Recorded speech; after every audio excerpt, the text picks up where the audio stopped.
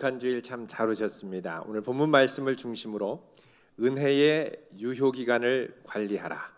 은혜의 유효 기간을 관리하라라는 제목으로 함께 하나님 말씀을 나누도록 하겠습니다. 얼마 전 미국의 한 동화 작가가 뉴욕 타임즈에 기고한 칼럼 하나가 많은 이들에게 애잔한 감동을 주고 있습니다. 칼럼의 영어 제목은 You may want to marry my husband. 당신은 아마 내 남편과 결혼하고 싶을 겁니다. 라는 제목의 칼럼입니다. 내용은 이렇습니다. 오늘 저는 당신에게 멋진 남자를 소개하려고 합니다. 바로 제 남편인 브라이언 로젠탈입니다. 그는 퇴근길에 장을 봐서 저녁을 만들어주는 로맨티스트이자 집안 곳곳을 손보고 고치는 제주꾼입니다. 또 키 178cm에 몸무게 73kg, 또 반백의 머리에 갈색 눈을 가졌고 사랑에 빠지기 쉬운 남자로 나도 어느 날 그렇게 그이와 사랑에 빠졌습니다. 저는 그동안 남편과 26년을 살았고 또 다른 26년을 살기를 원하지만 이제 저에게는 살 날이 얼마 남지 않았습니다. 저는 강력한 진통제를 맞고 5주째 음식을 제대로 먹지 못해서 글을 쓰기 어려운 상황이지만 저는 진심으로 남편이 좋은 사람을 만나기를 원합니다. 이 에이미 로젠탈이라고 불리는 50대 초반의 이 여성분은 2015년 9월에 갑작스러운 통증으로 병원 응급실에 실려갔었습니다. 그런데 거기서 말기암이라고 하는 아주 충격적인 판정을 받았습니다. 큰 충격 속에 이 여인은 남은 기간 최선을 다해서 가정을 사랑하다가 또 가족을 사랑하다가 급기야 남편을 위해 이 칼럼을 썼던 것입니다. 이 칼럼은 중반까지만을 쓰고 나머지 중반은 공백으로 남겨뒀습니다. 그 이유는 나머지 중반의 공백은 그 누군가가 이 남편과 만나 사랑의 이야기를 계속 써가기를 바라는 마음으로 공백으로 남겨두었습니다. 그리고 이 칼럼을 기고한 후에 며칠 후 이 여인은 마지막으로 숨을 거두고 세상을 떠나게 됩니다. 어느 날 갑자기 찾아온 질병 앞에 이 여인은 삶의 유한성에 직면해서 어떻게든 자기에게 주어진 한계 안에서 사랑하는 남편을 끝까지 도와주고 도움이 되기를 원하는 애틋한 마음을 가졌던 것입니다. 우리의 마음 같아선 이러한 유한성을 극복하고 넘고 싶지만 우리 인간은 한계가 있는 존재이기 때문에 이런 유한성의 한계를 넘는다는 것은 불가능합니다. 때로는 우리가 이런 한계가 있기 때문에 이런 한계성 앞에 직면하면 우리는 너무나도 쉽게 그 앞에서 주저앉고 포기하고 체념을 하기도 합니다. 얼마 전에 남아공에서 13년 동안 식물인간으로 살았던 마틴 피스토리우스라고 하는 분의 이야기를 담은 영어책으로 고스트 보이입니다. 유령 소년이죠. 이게 우리나라에 소개됐습니다. 한글책 번역이 엄마는 내가 죽었으면 좋겠다고 말했다입니다. 엄마는 내가 죽었으면 좋겠다고 말했다.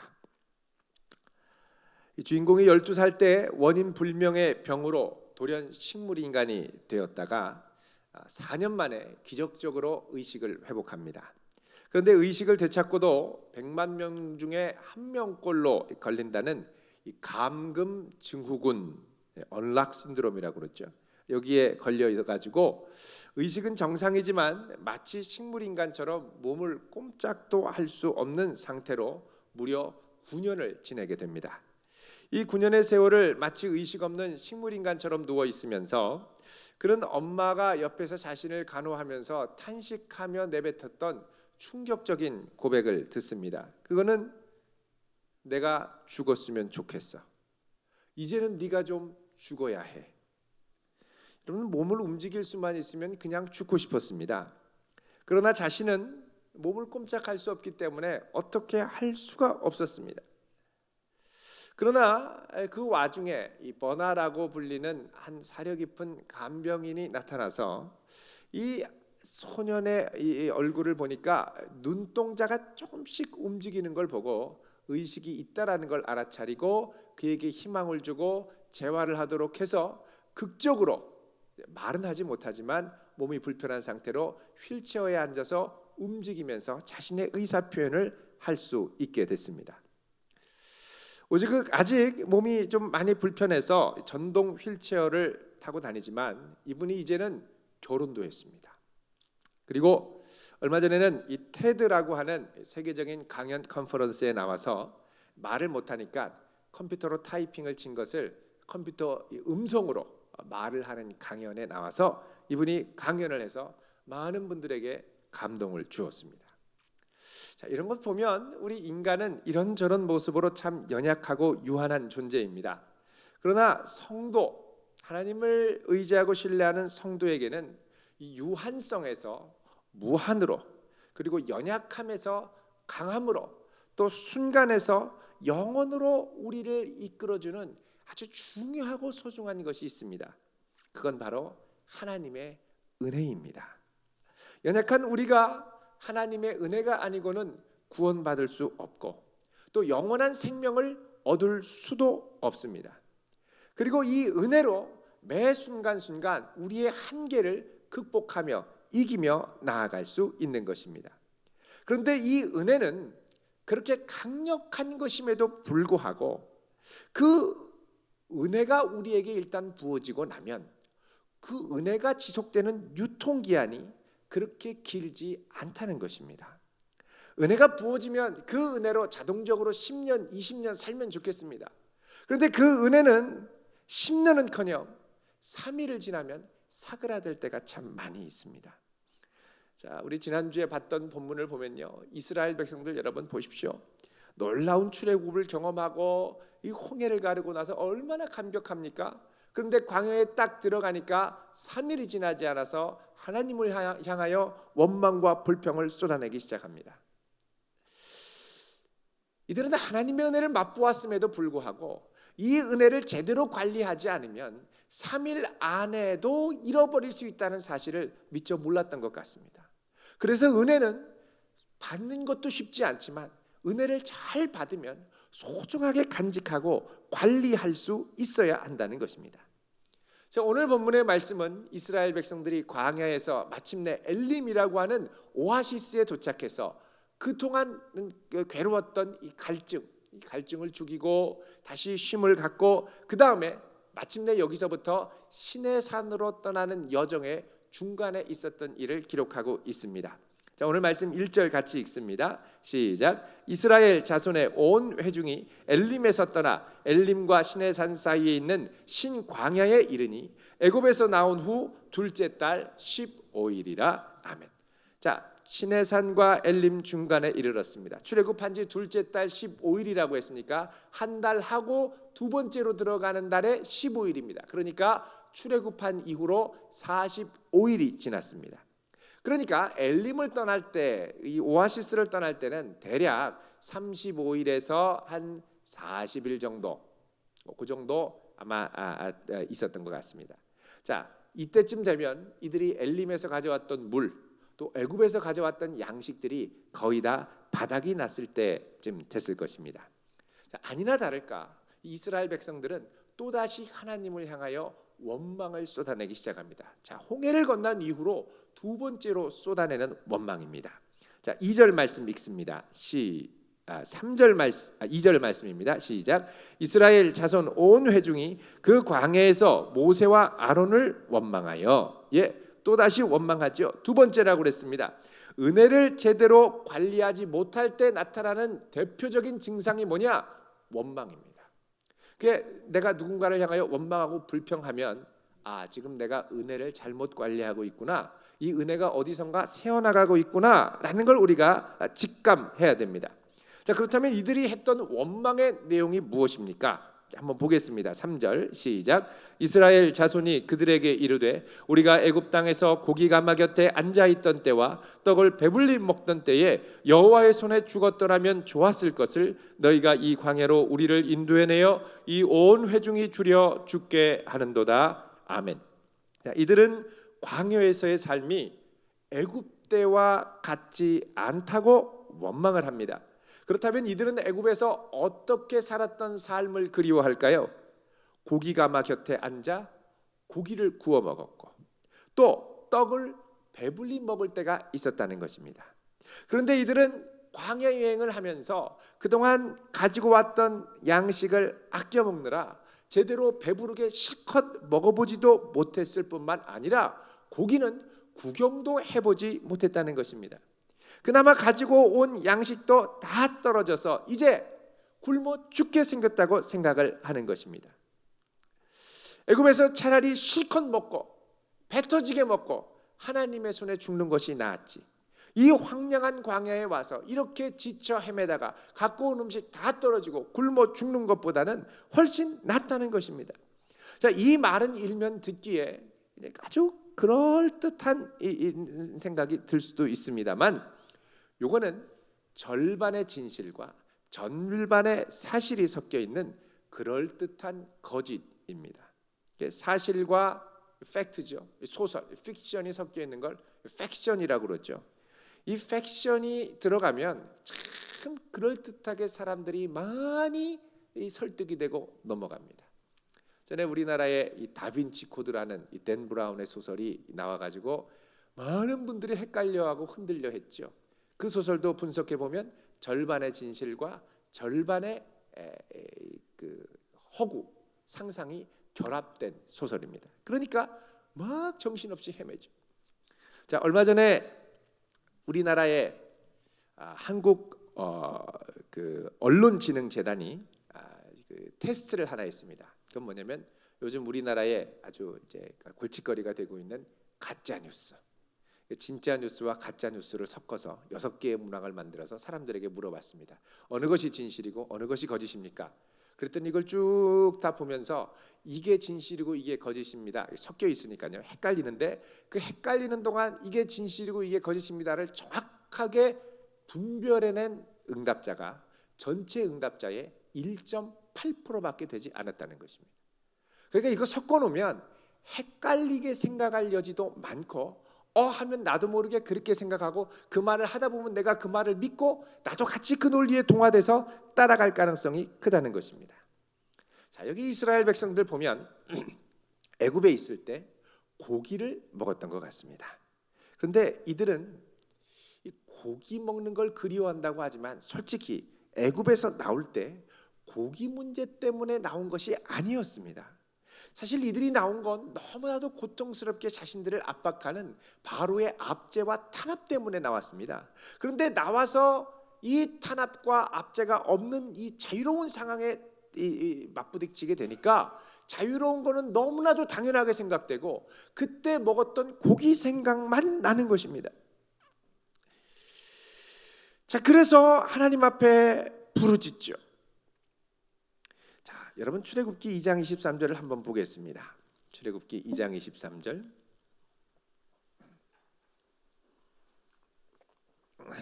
읽습니다. 시작. 여러 해 후에 애굽 왕은 죽었고 이스라엘 자손은 고된 노동으로 말미암아 탄식하며 부르짖으니 그 고된 노동으로 말미암아 부르짖는 소리가 하나님께 상달된지라. 아멘.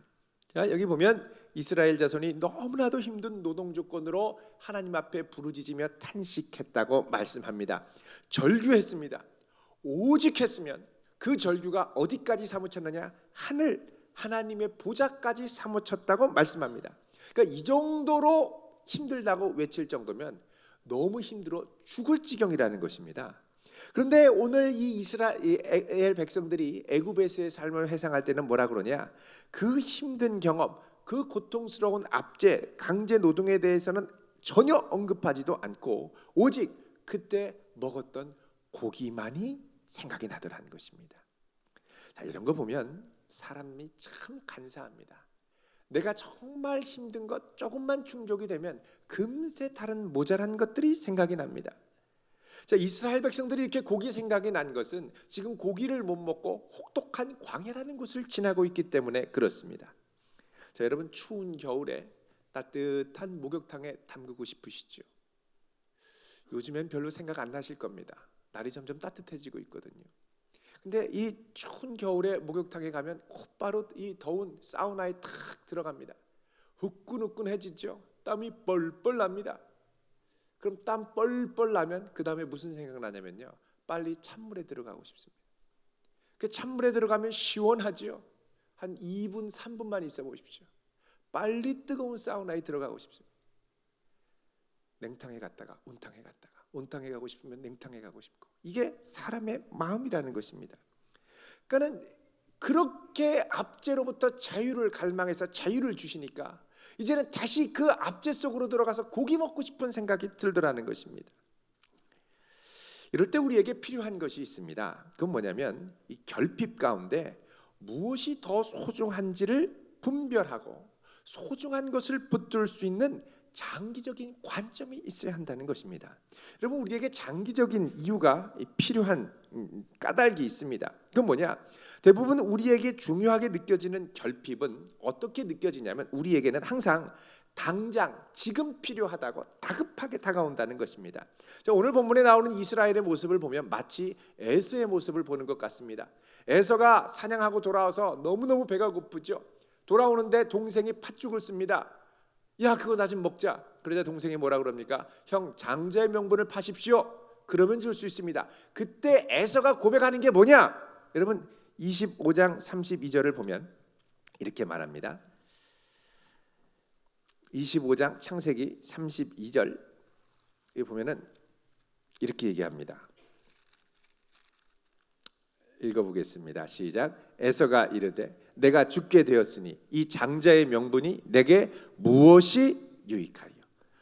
내가 지금 죽게 생겼는데 이거 뭐 가졌다고 무슨 소용이 있느냐? 그러면서 그냥 너무 쉽게 팔아 넘기고 팥죽을 먹더라는 것입니다. 무엇이 유익하리요? 무엇이 중요하리요? 여러분, 요즘 유행하는 말 조금 지나갔습니다만 있죠. 무엇이 중요한디? 뭐가 중요하냐는 뭐가 중요하냐. 여러분, 이런 생각이 들 때는 한 번쯤 인내하고 한번 깊이 생각해 봐야 됩니다. 우리가 충동적으로 선택한 것, 다급한 이 갈망에 의해서 충동적으로 선택한 것은 반드시 후회를 부르게 돼 있습니다. 당장 급하다고 애굽으로 다시 들어가서 고기를 먹는다? 정말 후회할 일입니다. 여러분, 조금 더 기다리면서 하나님의 손길을 기다려야죠. 그래서 성도는 항상 고비 속에서 눈을 들어 좀 더 멀리 내다볼 수 있고 기다릴 수 있는 이 인내가 있어야 합니다. 그런데 우리가 여기서 조금 더 깊이 생각해 보아야 할 것이 있습니다. 그것은 이스라엘이 단순히 혹독한 광야를 지나기 때문에 결핍을 느꼈느냐? 그것만은 아니라는 것입니다. 여기에는 좀 더 결정적이고 근본적인 이유가 있습니다.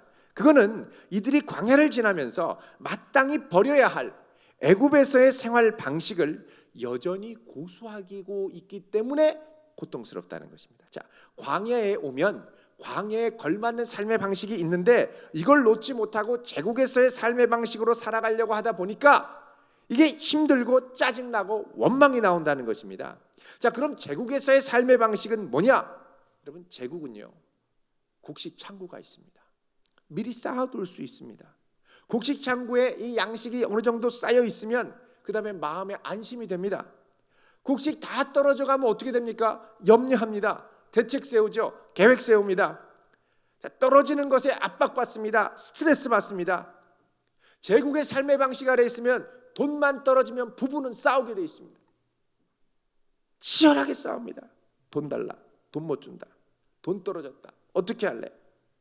여러분, 제국이 제공하는 기본적인 삶의 이 수준이 있습니다. 그러니까 우리에게는 이 제국 안에 살다 보면 이 정도는 누려야 된다라는 기준이 있다는 겁니다. 근데 이게 광야로 가니까 정말 황량합니다. 곡식 창고가 있는 것도 아니고 쌓아놓을 데도 없고 다 떨어지면 대책도 없고 이게 스트레스가 그냥 쌓이는 정도가 아니라 암담한 겁니다. 암담해요. 그러니까 광야에서 살면서 제국의 삶의 어떤 수준을 누린다? 이 없는 겁니다. 그리고 광야에 가면요, 제국처럼 비교할 대상도 없습니다. 광야에서는 생존만 해도 감사한 일이죠. 그게 하나님께서는 이 제국에서의 왜곡된 삶의 기준을 붙들고 지금의 삶을 원망하는 이스라엘에게 이제부터 너희들이 광야에서 적응해야 할 새로운 삶의 기준이 있다는 걸 제시하고 계십니다. 4절 말씀입니다. 같이 읽습니다. 시작. 그때에 여호와께서 모세에게 이르시되 보라 내가 너희를 위하여 하늘에서 양식을 비같이 내리리니 백성이 나가서 일용할 것을 날마다 거둘 것이라. 이같이 하여 그들이 내 율법을 준행하나 아니하나 내가 시험하리라. 아멘. 자, 이제 하나님께서 이스라엘을 위해서 어떻게 합니까? 하늘에서 양식을 내리십니다. 날마다 비같이 내려주신다고 그럽니다. 자, 이스라엘이 이 양식을 얻기 위해 해야 할 일이 무엇입니까? 양식을 얻기 위해 해야 할 공로와 노력은 없습니다. 애굽에서처럼 혹독하게 일을 한다든지 노력해서 얻을 수 있는 양식이 아니라는 것입니다. 이 양식은 오직 하나님께서 선물로 주셔야만 하는 양식인데 이게 한두 번 주다가 마는 게 아니라 날마다 성실하게 그 양식을 주신다는 겁니다.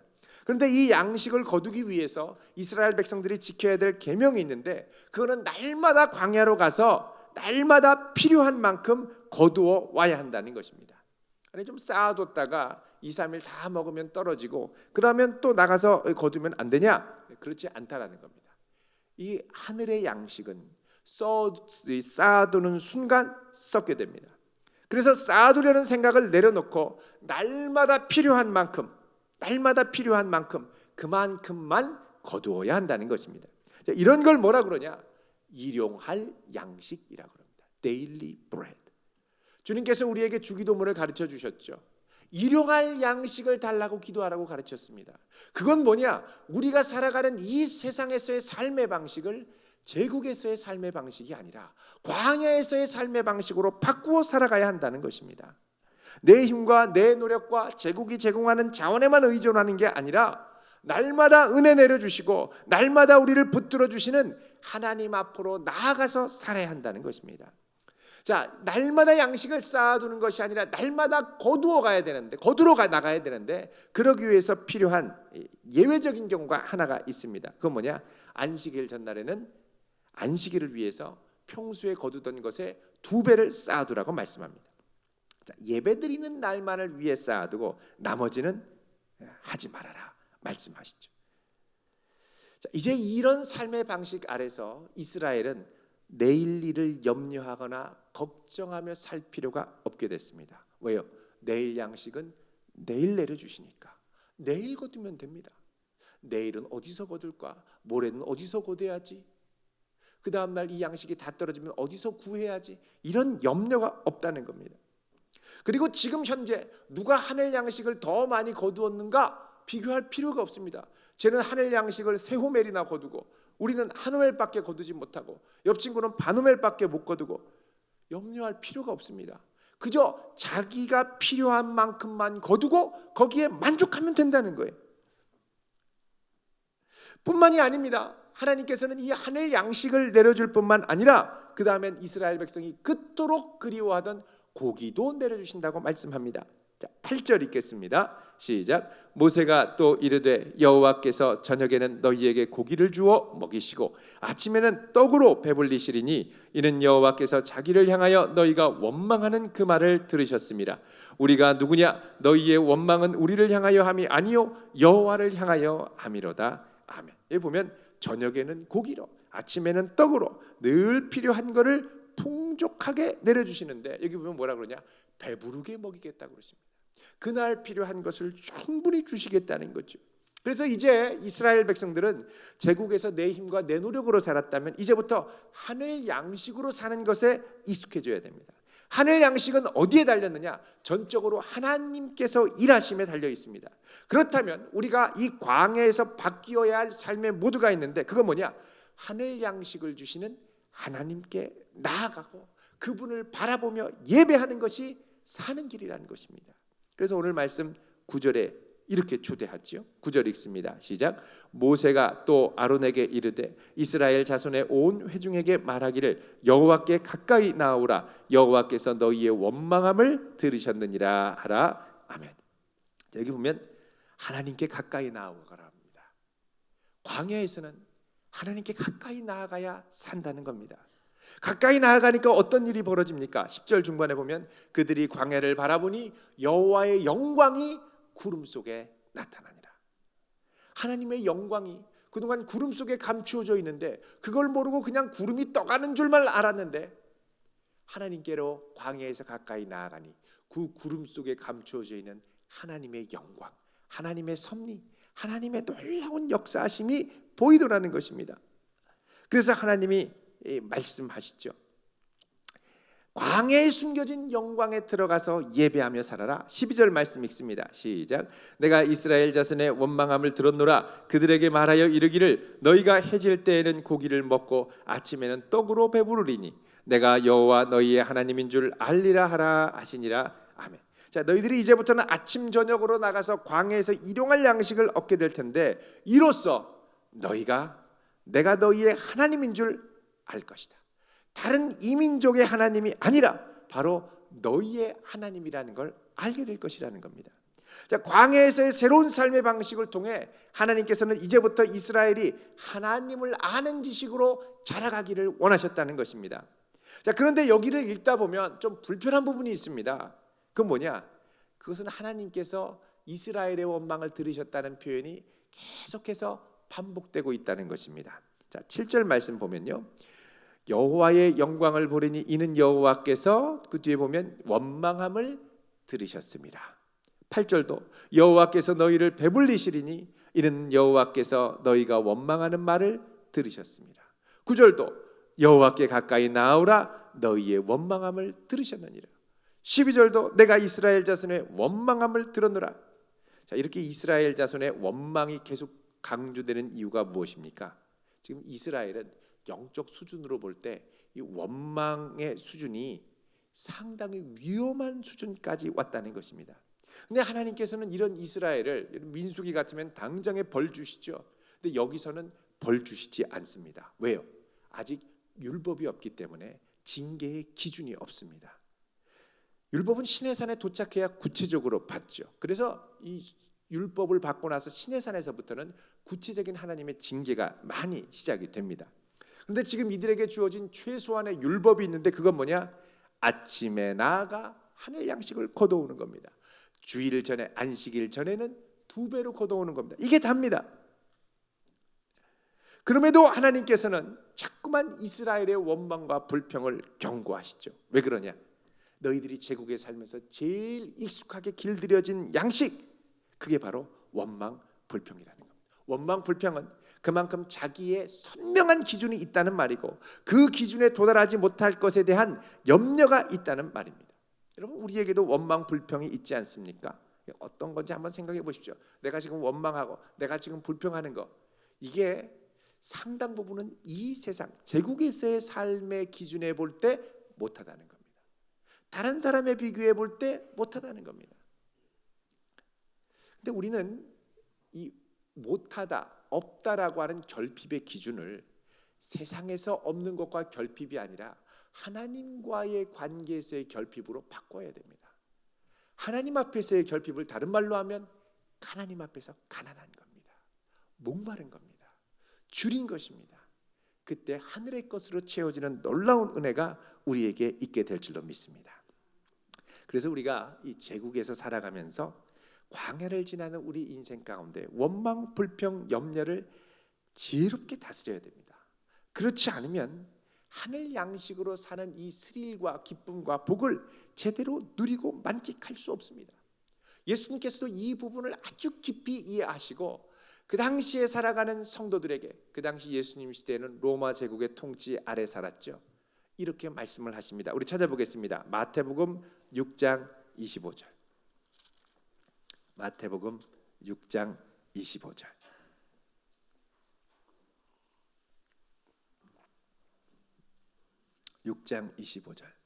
읽습니다. 시작. 그러므로 내가 너희에게 이르노니 목숨을 위하여 무엇을 먹을까, 무엇을 마실까, 몸을 위하여 무엇을 입을까 염려하지 말라. 목숨이 음식보다 중하지 아니하며 몸이 의복보다 중하지 아니하냐. 아멘. 여기 보면 목숨을 위하여 무엇을 먹을까, 무엇을 마실까, 몸을 위하여 무엇을 입을까 염려하지 말라는 겁니다. 왜? 이 모든 것보다 너희 몸이, 너희 목숨이 중요하고 너희 목숨과 너희 몸은 전적으로 살아계신 하나님의 손에 달렸기 때문에 그렇습니다. 그걸 보여주는 게 27절 말씀이죠. 너희 중에 누가 염려함으로 그 키를 한 자라도 더할 수 있느냐. 걱정 근심으로 내 키를 크게 할 수 없는 것처럼 광야에서 살면서 걱정 근심으로 내 삶의 조건을 내 힘으로 충족시킬 수가 없다는 겁니다. 광야에서의 샘물과 광야에서의 음식과 광야에서의 고기는 다 하나님께서 은혜로 주셔야 얻을 수 있는 겁니다. 은혜로 주신 걸 우리는 가서 거두러 갈 뿐입니다. 근데 우리는 마치 우리가 이 광야에 살면서 먹을 것을 찾고 샘물을 파고 모든 걸 내 힘으로 확보하는 것처럼 열심히 달려가서 그거 얻으려고 밤새도록 고민하고, 밤새도록 고민하면 뭐합니까? 그 다음날 다 하나도 이루어지는 게 없습니다. 다 취소됩니다. 그래서 주님께서 염려하지 말라는 거예요. 이럴 때 더 중요한 건 광야에서 내가 어떻게 샘물을 얻을까를 고민하는 게 아니라 샘물을 주시는 분과 하늘 양식을 주시는 분께 어떻게 하면 더 가까이 갈 수 있을까? 어떻게 하면 그분의 영광을 볼까? 이 고민을 할 때 나머지 문제가 풀리게 되더라는 것입니다. 31절, 33절까지 같이 읽어보겠습니다. 시작. 그러므로 염려하여 이르기를 무엇을 먹을까 무엇을 마실까 무엇을 입을까 하지 말라. 이는 다 이방인들이 구하는 것이라. 너희 하늘 아버지께서 이 모든 것이 너희에게 있어야 할 줄을 아시느니라.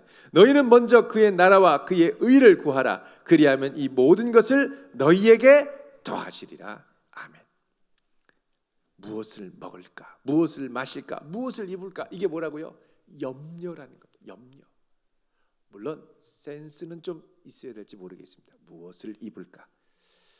제가 CGN TV 촬영하러 갔는데 아침에 아무 생각 없이 그저 말씀 전할 준비로 기뻐하면서 갔는데 딱 도착하고 보니까 새벽기도 입었던 옷 그대로 입고 갔습니다. 방송국에서 다음부터는 복장에 신경을 좀 쓰시면 좋겠다고 그 새벽기도 복장으로 가서 강의를 해서 제가 이건 또 센스가 필요하겠구나 그렇게 또 생각을 한 적이 있었습니다. 근데 뭐 걱정은 안 됩니다. 말씀만 잘 전하고 오면 되지. 그거 옷을 이상하게 입었다고 이게 아니죠. 예. 그리고 제가 봐도 뭐 너무 이상한 건 아닙니다. 염려하지 말아라. 이건 다 누가 구하는 거라고요? 이방인들이. 자, 그러니까 여러분 제국에서도 이방인이 사는 것과 성도가 사는 건 달라야 되는데 이방인들 똑같이 우리도 무엇을 먹을까 무엇을 마실까 무엇을 입을까 이 고민만 붙들고 있다면 제국에서 제국의 통치 방식에 따라 사는 것과 똑같다는 겁니다. 성도는 달라야 되는데 무엇을 먹을까 무엇을 마실까가 아니라 뭐 먹을까 무엇을 마실까 무엇을 입을까 다 고민되는데 이걸 쭉 모아서 어떤 생각을 하냐면 우리 아버지도 이거 필요한 거 아시지? 내 하나님도 이거 필요한 거 아셔. 이렇게 결론이 나고 그 결론을 갖고 어디로 가야 되냐면 광야 가운데 임재하신 하나님의 영광으로 들어가서 그분께 아뢰 수 있어야 한다는 것입니다. 그래서 말씀하죠. 너희 하늘 아버지께서 이 모든 것이 너희에게 있어야 할 줄을 아시느니라. 너희는 먼저 그의 나라와 그의 의를 구하라. 이 모든 것을 너희에게 더하시리라. 여러분 우리는 이 땅을 살면서 우리의 능력으로 살아가야 된다라고 많이 생각합니다. 물론 대부분 우리의 능력으로 살아갑니다만 어느 순간 한계에 부딪히면 이게 내 능력만으로 사는 게 아니라는 걸 절감하게 됩니다. 그때 우리는 눈을 들어서 우리 인생을 주관하는 하늘에 계신 하나님을 봐야 되는데 이분은 그냥 하나님이 아니라 여기 보면 뭐라고 그러냐면 너희 아버지, 너희 하늘 아버지라고 그러죠. 여러분 하나님의 살아 역사하심을 날마다 경험하고 생생하게 확증하려면 이 하늘 아버지가 공급해 주시는 공급을 직접 체험해 볼 수 있기를 바랍니다. 그럼 체험하려면 어떻게 해야 되느냐? 여기 보면 먼저 그의 나라와 의를 구하면 이 모든 것을 너희에게 더할 것이다. 하나님의 뜻이 무엇입니까? 하나님은 어떻게 가야 되겠습니까? 무엇이 하나님 제일 기뻐하시는 것입니까? 그럴 때 나머지는 하나님이 채워주신다는 겁니다. 그래서 하나님께서 우리로 광야를 지나게 하신 목적, 이게 바로 여기에 있습니다. 자, 신명기 8장 3절 우리 한 번 더 찾아보겠습니다. 구약성경 신명기 8장 3절.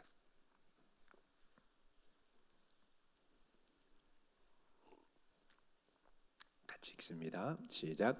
너를 낮추시며 너를 줄이게 하시며 또 너도 알지 못하며 내 열조도 알지 못하던 만나를 내게 먹이신 것은 사람이 떡으로만 사는 것이 아니요 여호와의 입에서 나오는 모든 말씀으로 사는 줄을 내가 알게 하려 하심이니라. 이 40년 동안에 내 의복이 헤어지지 아니하였고 내 발이 부르트지 아니하였느니라. 자, 여러분, 우리는 하나님의 입에서 나오는 모든 말씀으로 사는 존재임을 믿을 수 있길 바랍니다. 하나님께서 광야 가게 하신 것, 또 만나 먹이신 것, 때로는 줄이게 하신 것, 너를 낮추신 것, 이 모든 것이 무엇을 위한 거냐?